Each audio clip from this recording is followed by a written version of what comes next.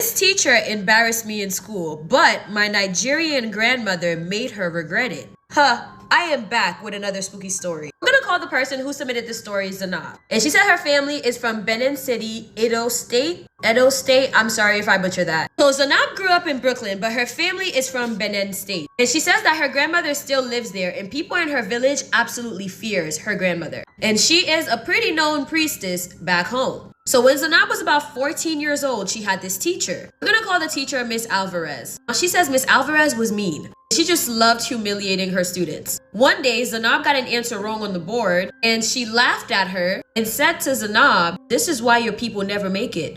You can't even learn basic math." Along other things that Miss Alvarez would do to make Zanab feel uncomfortable, like picking on her hair, traditional food that she would bring into school. The teacher would make fun of it. And sometimes it almost seemed like the teacher was rallying the students against Zanab. She said the last time that this teacher embarrassed her in front of her class, she was so embarrassed she felt like her face was burning. And that night, she went home and told her mother what happened. And while she was explaining everything to her mom, her grandmother was on the phone. And her grandmother said to Zanab, "Give me her name." Zanab said that she was scared. She didn't want to give the teacher's name because she knew what her grandmother would be up to.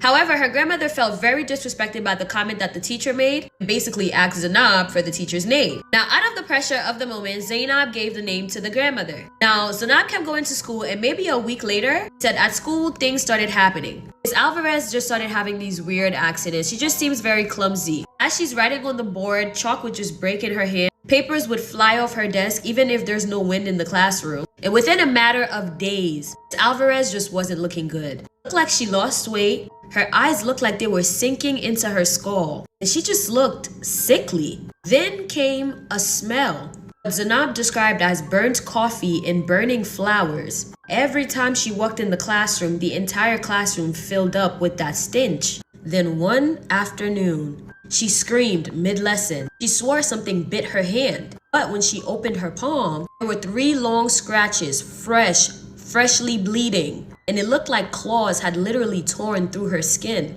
And unfortunately for Miss Alvarez, that was only the beginning. I know you guys hate part 2s, but you guys are gonna have to leave a comment for part 2. And stick around for part 2 because what happened next spooked me to my core. Anyway, leave a comment saying part 2 and I will see you guys in part 2.